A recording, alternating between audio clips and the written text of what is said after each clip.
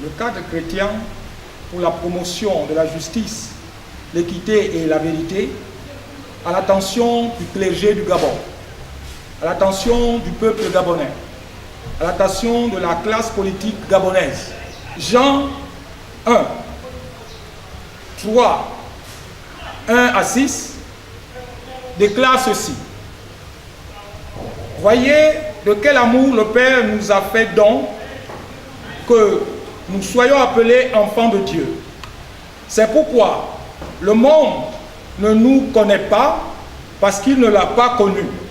Bien-aimés, nous sommes maintenant enfants de Dieu et ce que nous serons n'a pas encore été manifesté. Nous savons que quand il sera manifesté, nous lui serons ensemble, car nous le serons comme il est. Et quiconque a cette expérience en lui se purifie comme lui est pur. Quiconque pratique le péché pratique aussi l'iniquité. Et le péché est l'iniquité. Et vous savez que lui a été manifesté afin qu'il ôta en nous le péché. Et il n'a point de péché en lui. Quiconque demeure en lui ne pêche pas. Quiconque pêche ne l'a pas connu, ni ne le connaît. Ainsi que ce que nous avons entendu, à savoir Dieu est lumière et qu'il n'y a en lui aucune ténèbre. Si nous disons que nous avons une communion avec lui et que nous marchons dans les ténèbres, nous mentons et nous ne pratiquons pas la vérité.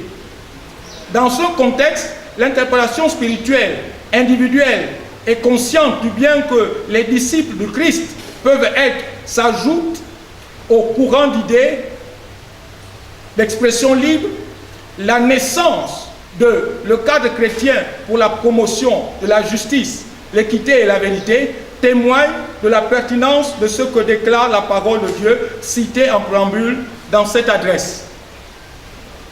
Révisons un peu l'histoire pour la circonstance. Les églises protestantes et catholiques romaines débarquèrent au Gabon vers la fin de la première moitié du XIXe siècle, l'an 1842-1844. L'objectif est commun, la propagation de l'évangile du salut de l'homme en Jésus-Christ.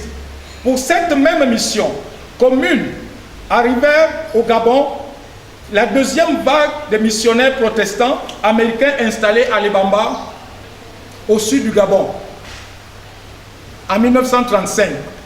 À cette même date, un courant charismatique se distingue de la mission protestante française orthodoxe. De là sera née l'Église protestante du Gabon. Aujourd'hui, l'Église protestante forme une véritable mosaïque.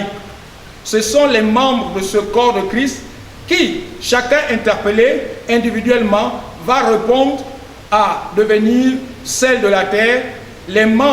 Ces membres ont saisi l'opportunité d'une rencontre pour décider de la création de le cadre chrétien pour la promotion de la justice, l'équité et la vérité. Le cadre chrétien pour la promotion de la justice, l'équité et la vérité a pour vocation de porter le regard du juste sur la vie de la cité, d'analyser les épreuves et les circonstances du point de vue des prescriptions bibliques et d'exposer à l'attention de la nation tout entière les réflexions qui en découleront. Il va de soi que le cadre chrétien pour la promotion de la justice, l'équité et la vérité échappe au contrôle de l'appareil ecclésiastique, ceux de la base de l'église locale, tout comme ceux du sommet clérical. Le cadre chrétien n'est lié en aucun courant politique, ni de droite, ni de gauche, surtout lorsque l'opinion de l'un comme de l'autre prend à contre-pied les vertus chrétiennes ou les valeurs consacrées de la démocratie, les intérêts fondamentaux du peuple souverain. Le cadre chrétien pour la promotion de la justice, l'équité et la vérité, préoccupé par la destruction du tissu social et des vertus fondamentales du vivre ensemble, qui hypothèque notre lendemain, considère comme une action humanitaire préventive, l'interpellation qu'elle fait ici à l'adresse du clergé en tant que directeur de conscience, à l'adresse du peuple incarnant la souveraineté dans le pays, à l'adresse de la classe politique garante de l'aspect démocratique, à l'adresse du clergé. Le cadre chrétien pour la promotion de la justice, l'équité et la vérité, qui interpelle le prélat, comme cela a été dit plus haut, la plupart de ses membres sont des fidèles engagés dans les vies ecclésiastiques des communautés ou des paroisses implantées sur tout le territoire national. Nous, ces fidèles engagés, reconnaissons avoir vu ou entendu le clergé prendre position ouverte contre tel ou tel forfait social, politique perpétré par le malfrat, au mépris de ses valeurs et des droits universels, le mépris de la vie du prochain, de même qu'il a conduit les travaux de la conférence nationale qui introduisait notre pays dans l'ère démocratique. La particularité de l'offensive cléricale est qu'elle ne dure que le peu de temps que retentit l'écho. L'offensive cléricale épisodique, en dépit de la fréquence des forfaits, apparaît plus motivée par peur du camp d'Iranton que par vocation ou devoir sacerdotal. À peine entendu la voix de la société, l'offensive cléricale regagne aussitôt les rangs de la résignation et du silence assourdissant. Clergé, quelles que soient les raisons de votre retrait instantané de la scène du champ de bataille, du quotidien du peuple, votre abandon de l'opprimé, sachez que ce retrait compte parmi les actes par lesquels vous discréditez, vous dévaluez l'expression de votre engagement sacerdotal. Auprès des peuples, la parole de Dieu déclare dans Ésaïe 1, verset 17 au verset 23, « Apprenez à faire le bien, recherchez la justice, protégez l'opprimé, faites droit à l'orphelin, défendez la veuve. » À qui mieux que le prélat, la majorité du peuple gabonais confie les entrailles de la vie, considérant ce dernier comme étant le meilleur directeur de conscience, le meilleur consolateur en temps de trouble. Un consolateur privilégié qui devient muet et sourd lorsque les ouailles sont frappées de plein fouet par les injustices sociales, lorsque leurs corps sans vie sont abandonnés au hasard des chemins, mutilés des organes, lorsque les hôpitaux ne peuvent recevoir tous les malades, faute de personnes professionnelles ou des médicaments, lorsque les décrochages scolaires est par divers mots, comme un guide, la voix du prélat est entendue, tant entendue que vous avez avec vous les oracles de Dieu et qu'il convient de les faire entendre. C'est à l'éducation du clergé, à son enseignement, que chacun, à tort ou à raison, font remonter l'esprit pécurien du peuple gabonais qui s'accommode à subir les pires manifestations de la violence physique, psychique, dans une obéissance religieuse. Eu égard à toutes les atteintes psychologiques, corporelles, que le peuple gabonais subit depuis des décennies, il se dit qu'on ne voit plus cette autre cause pour laquelle l'Église au Gabon et son clergé pourraient se sacrifier, se risquer au nom de l'Évangile de Jésus-Christ dont ils en sont les messagers. À quel coup l'Église du Gabon et son clergé sont laissés bâillonner par les pouvoirs? À cette question, chaque Gabonais va de son commentaire. De plus en plus, ces temps-ci où une preuve de renversement des fondements de la nation est donnée à travers des polémiques autour de l'interpellation de l'article 13 de la Constitution de la République gabonaise, bien malin qui dira que le silence de l'Église du Gabon garde sur la grande polémique de l'heure aux conséquences incertaines obéit aux propos d'un homme de Dieu confié à l'Église du Gabon en 1982 en ces termes. L'Église du Gabon, lève-toi et marche, n'aie pas peur. Quel que soit le temps qui s'est écoulé, ce propos garde pour nous la même tonalité que le jour de sa déclaration. Puisse l'Église du Gabon en faire sienne ces propos, au grand bonheur du peuple de Dieu, qui, comme l'apôtre Paul l'a défini dans 1 Timothée 3,15, l'Église de Dieu, du Dieu vivant, colonne et l'appui de la vérité, car la création attend avec un ardent désir la révélation des fils de Dieu. À l'adresse du peuple, le cadre chrétien pour la promotion de la justice, l'équité et la vérité, que nous sommes ce jour et pour toujours, se définit comme une composante à part entière du peuple et pour le peuple. Il est fier de l'être, d'autant plus que des études très sérieuses révèlent à chaque enquête de terrain que la population gabonaise est à 99% de foi ou de confession chrétienne.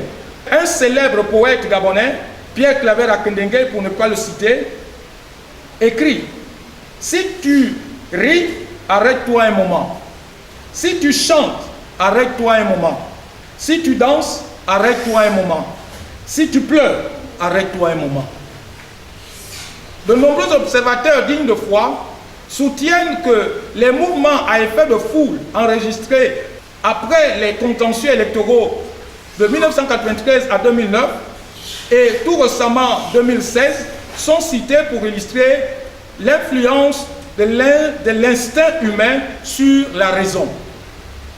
La contestation légitime du peuple, qu'elle soit organisée, apaisée ou tonitruante, elle ne saurait en aucun cas servir d'alibi pour que l'on perde la raison. La foi, la maîtrise des pulsions, ni autorisée pour mieux s'exprimer. Se faire mieux entendre pour que l'on fasse usage du langage de la rue, que l'on emprunte le vocable ordurier des insensés, celui des névrosés, des dépravés. Manquer de respect à son semblable, à une personne âgée, est moralement inadmissible, quel que soit l'auteur. Ce manque d'égard, autant qu'il ne peut se justifier en situation de dépression, de colère aiguë, autant qu'il ne peut se justifier en situation de lucidité. Que le peuple défende lui-même ses droits lésés est incontestable. Le faire en se respectant, en se fixant des limites, est encore mieux parce que la cause défendue pourrait gagner en appui à l'intérieur et à l'extérieur de l'oppression, de l'opinion, allais-je dire. Dans une telle discipline observée, la politique indélicate n'aura plus que des yeux pour pleurer. À l'adresse de la classe politique, nul ne saurait nier la bonne foi, le rôle catalyseur des forces vives de la société que jouent les politiques dans nos sociétés. Depuis les indépendances, le peuple gabonais connaît la manifestation et est un des mobiles qui appelle inéluctablement à la répression sanglante des forces de l'ordre et de sécurité, en dépit du fait que la cause que défend cette manifestation soit justifiable.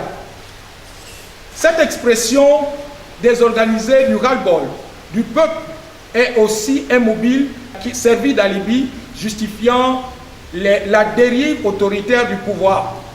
Si la contestation manifeste du peuple était organisée et respectueuse de la discipline irrelative, que d'agents de la force de l'ordre public armés seraient en ce moment en train de répondre leurs actes et de nombreuses vies seraient épargnées. Lorsque le peuple est lésé dans ses droits et qu'il ne lui reste que le recours à la manifestation publique comme dernière alternative, que le peuple sache faire usage de ce droit et l'utiliser à bon escient. C'est-à-dire éviter qu'une marche pacifique de contestation virent à un moment donné dans des groupes de gangs, de vandales qui cassent et brisent tout à leur passage.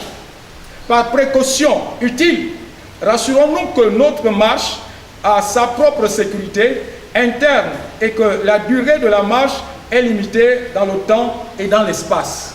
Connaître de mieux en mieux la gestion de la cité est confié à la classe politique, à l'élite politique, par mandat du peuple et pour le peuple.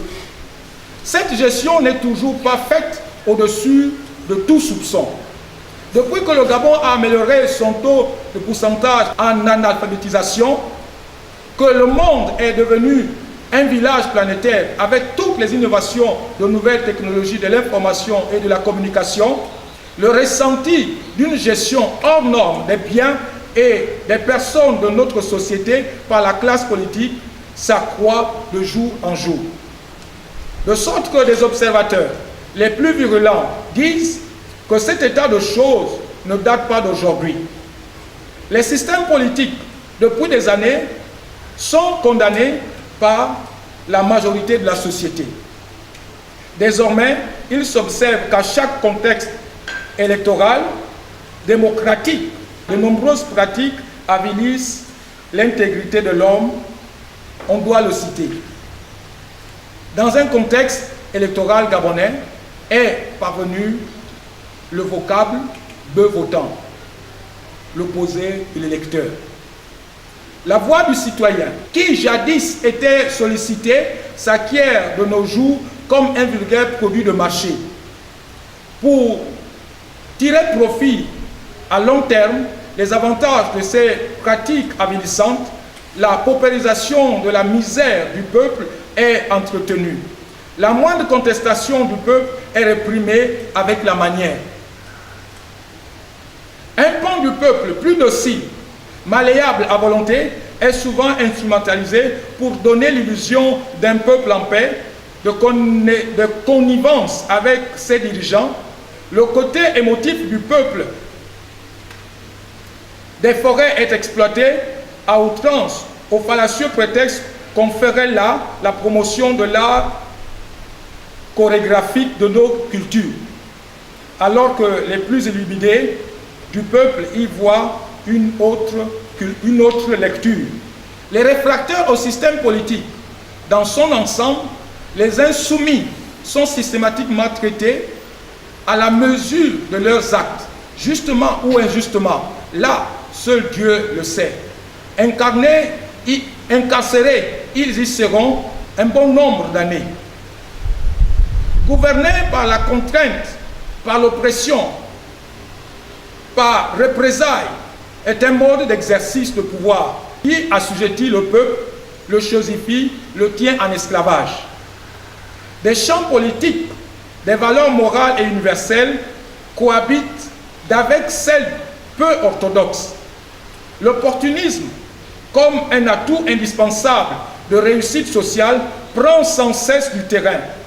Le sacrifice rituel en est le colorel. Que les politiques se redéfinissent sur un modèle plus juste, plus égalitaire, ce qui, du point de vue de la vérité, Dieu étant la vérité, enfanterait une nouvelle espérance dans la nation. Pour terminer, clergé, chrétiens, peuple souverain, pouvoir politique, œuvrons tous pour l'ouverture d'une nouvelle ère, qui pour le Gabon, notre nation, l'amènerait, nous en sommes sûrs, dans la dimension d'un pays où coule le lait et le miel pour tous ses enfants. Chrétiens, peuple souverain, gouvernant, le psaume 11, verset 3, qui dit « Quand les fondements sont renversés, le juste, que fait-il » Ce psaume nous interpelle afin que nous rétablissions les fondements renversés de la nation gabonaise, notre beau et riche pays. C'est le temps de Dieu, le temps de la grâce, le temps du salut. L'attention du peuple qui est captivé est une occasion qui permet de tourner la page des années sombres, de la folie humaine, pour reconstruire un Gabon nouveau, un Gabon de vérité, un Gabon d'équité, un Gabon un peu plus juste. Tel est le cri de le cadre chrétien pour la promotion de la justice, l'équité et la vérité. Que celui qui a des oreilles pour entendre ce que dit l'Esprit entende. Je vous remercie.